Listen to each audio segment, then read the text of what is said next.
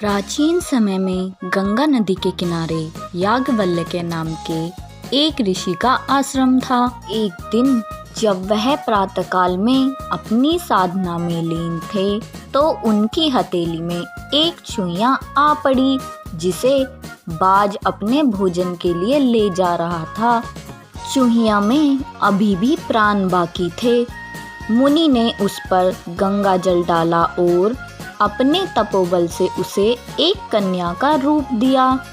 मुनि उस कन्या को अपने साथ अपने आश्रम ले गए और अपनी पत्नी को देकर बोले, इस कन्या का अपनी बच्ची की तरह लालन पालन करो।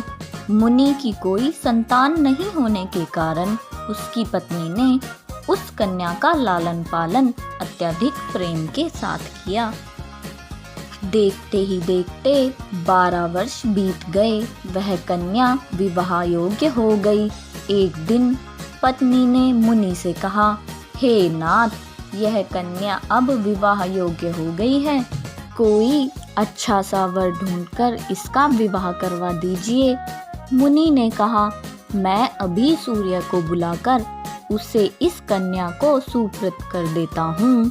यदि इसे वह पसंद होगा तो उससे ही इसका विवाह कर देंगे, अन्यथा नहीं। पुत्री ने उत्तर दिया, पिताश्री, यह तो आग से भी ज्यादा गर्म है, मुझे यह स्वीकार नहीं है।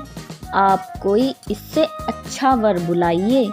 मुनि ने सूर्य से पूछा कि तुमसे अच्छा वर कौन है? सूर्य ने कहा, मेरे से अच्छा तो यह मेघ है जो मेरे को भी ढक देते हैं। मुनि ने मेघ को बुलाकर पूछा, क्या तुम्हें यह स्वीकार है? पुत्री ने कहा, यह तो बहुत काला है, कोई इससे अच्छा वर बुलाइए। मुनि ने मेघ से पूछा, तुमसे अच्छा वर कौन है? मेघ ने कहा, मेरे से अच्छे तो वायु हैं जो मुझे किसी भी दिशाओं में उड़ा कर ले जाती है। मुनि ने वायु को बुलाकर पूछा, क्या तुम्हें यह पसंद है?